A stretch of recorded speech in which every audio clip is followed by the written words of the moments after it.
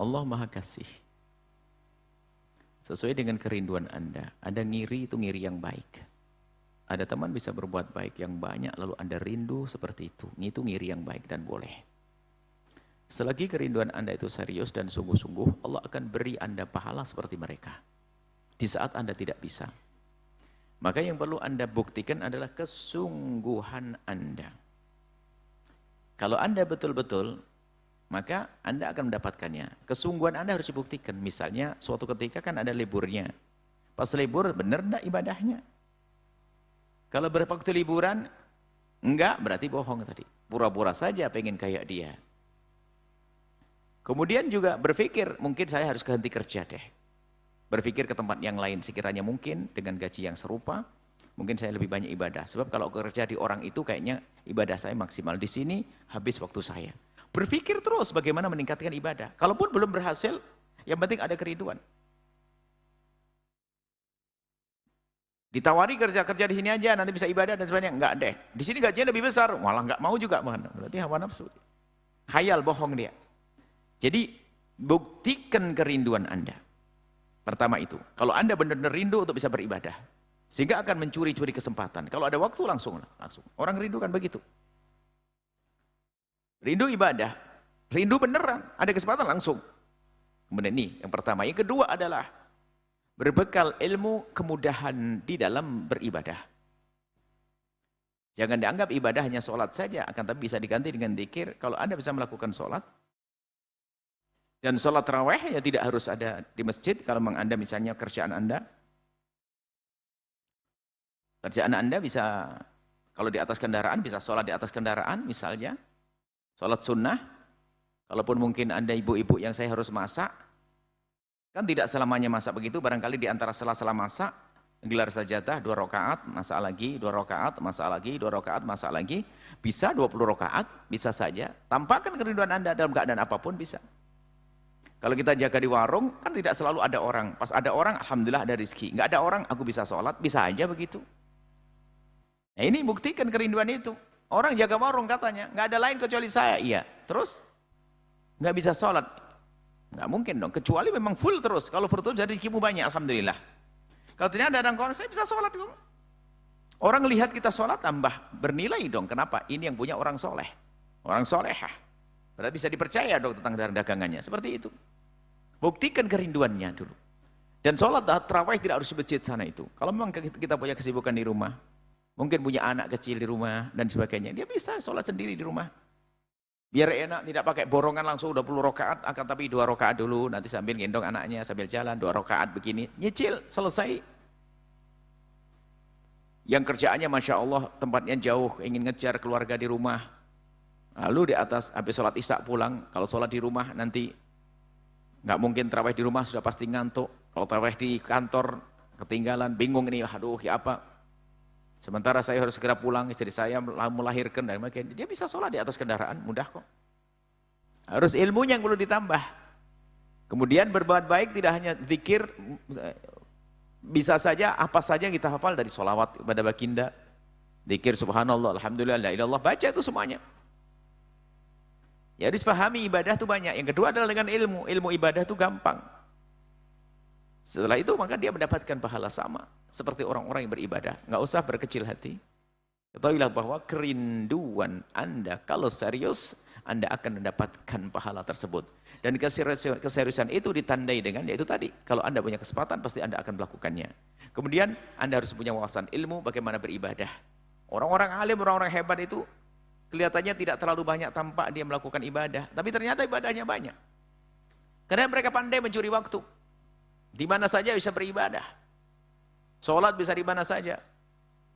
Kalau digambarkan baginda Nabi di atas kendaraan sholat, mungkin seorang alim kalau seandainya sholat dari sini, perjalanan 3 jam, diambil 1 jam dan untuk sholat, bisa saja punya wiridan sehari 50 rakaat dia. Perjalanannya 3 jam, dia sisihkan, 1 jam aku pastikan untuk sholat. 1 jamnya lagi untuk sholawat, 1 jamnya ada untuk lihat-lihat, oke? Tapi yang tidak alim langsung full komentar, kenapa tol macet, ini ada apa itu, la ilallah, astagfirullahaladzim, wah truk panjang banget nih, motor itu ada di situ. Ya, tidak berguna. Tapi kalau orang alim ngerti apa yang hendaknya dilakukan, lah itu. Maka buktikan kerinduan Anda, maka Allah akan memberi sesuai dengan kerinduan Anda. Yang kedua adalah berbekal ilmu, wallahu a'lam bissawab.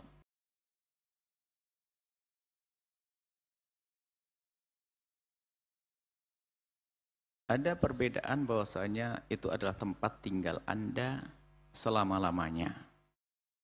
Mungkin dalam bahasa fikih seperti istiton, tempat tinggal Anda selama-lamanya. Rumah Anda. Yang selama ini Anda tinggal di situ, pergi kemanapun Anda, pasti Anda ke tempat tersebut. Maka kalau orang ini sampai di rumah, tetap disebut sebagai orang yang tinggal di rumah, bukan orang musafir. Biarpun tidak lama di rumah tersebut. Tetapi kalau ini tempat mukim saja, mukim itu adalah bukan tempat tinggalnya, yang dia kemanapun pergi harus itu, istiton tadi. Kalau namanya tempat iqomah itu, tempat tinggal di mana kita ingin tinggal di tempat tersebut, lebih dari 4 hari 4 malam. 4 hari 4 malam selain hari keluar hari, 4 hari 4 malam utuh. Selagi ingin tinggal di sebuah tempat, dan itu bukan rumahnya sendiri, yang dia akan kembali ke tempat tersebut, rumah Anda, itu tidak masuk nih. Selagi ada di rumah Anda, adalah di rumah. Masa di rumahnya dianggap musafir? Nggak ada, rumahnya harus ada keluarganya, ada ininya. Tapi kalau kita mukim, misalnya ke rumah kakak kita, yang tempatnya jauh tadi,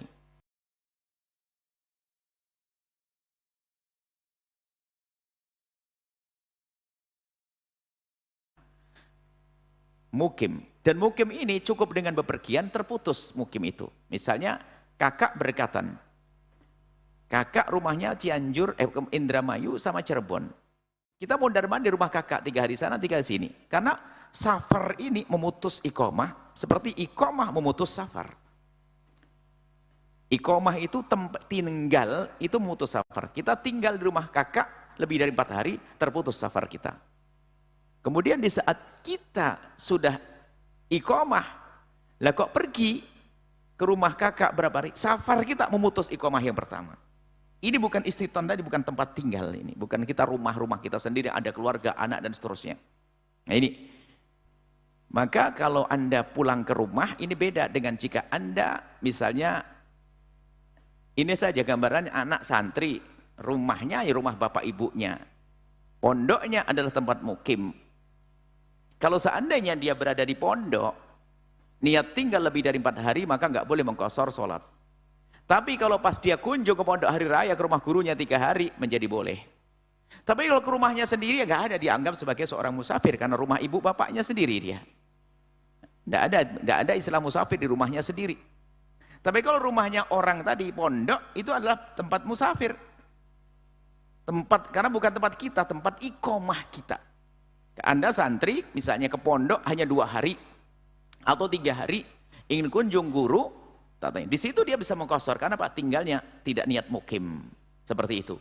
Kemudian nanti kalau ada orang punya 2 rumah, dibahas 2 rumahnya semuanya. Nanti ada ditarjih mana lebih banyak keluarganya dan sebagainya. Sebagian mengatakan bahasanya yang pertama adalah ditarjih, yang paling berat di mana? Yang paling besar keluarganya. Kedua adalah karena itu adalah ada keluarganya semua, dianggap ke istrinya berapa, itu ada ke rumah semuanya. Berarti karena rumah semuanya dan tempatnya semuanya, anak-anaknya ada di situ semuanya, hanya ini bedanya ini pertama, kedua dan ketiga, maka itu dianggap sebagai tempatnya sendiri semuanya. Bukan disebut sebagai orang mukim. Di dalam madhab kita ada pembedaan antara masalah iqomah ya dengan safar, kemudian ada istiton. Kita nggak ada disebut safir.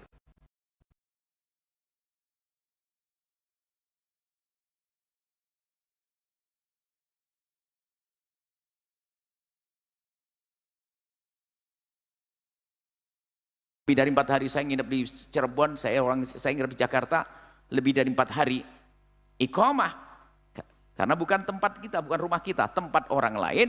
Kemudian kita niat tinggal lebih dari 4 hari, maka disebut sebagai iqomah.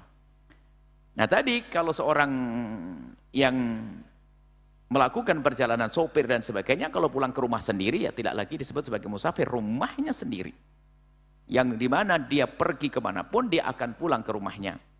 Kemudian tadi dikatakan tentang banyaknya rumah, itu ditarjih di beberapa pendapat, di antaranya yang pertama tadi ditarjih mana yang lebih banyak anggota keluarganya.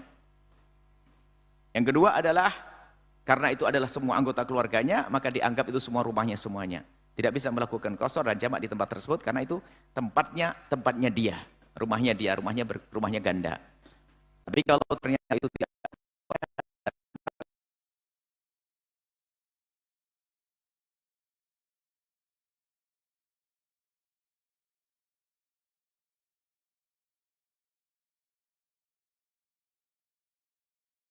kita cukup iqamah. Sudah saya niat 7 hari di sebuah tempat. Tak taunya apa, setelah 7 hari dia pergi. Dia tinggal di Cianjur. Orang Jakarta main di Cirebon. Nah Cirebon niat iqamah 7 hari. Betul, berarti tidak boleh mengqasar. Tak taunya dia pergi ke Cianjur, terputus iqamahnya sini. Balik lagi Cirebon, boleh mengqasar di Cirebon. Karena apa? Iqamah di Cirebon sudah diputus dengan safarnya ke Indramayu. Tidak usah jauh-jauh Cianjur, Indramayu. Keluar kota kampung. Seperti itu. Jadi mudah. Akan tapi kalau sudah di rumah sendiri nggak perlu pakai qasar-qasaran. Kalau masalah bab jamak itu lebih ringan. Safar ringan saja bisa dilakukan jamak, tapi kalau masalah qasar ini sedikit berbeda. Kemudian termasuk puasa dan sebagainya. Ini harus ada kewaspadaan supaya jangan sampai di rumahnya sendiri tidak berpuasa. Wallahu a'lam bishawab.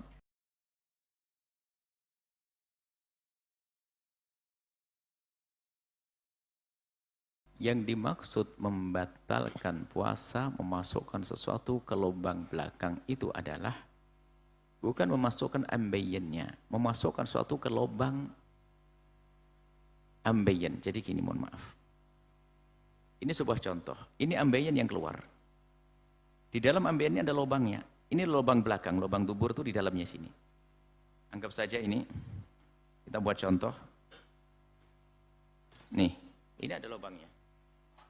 Anggap saja ini lubang dubur.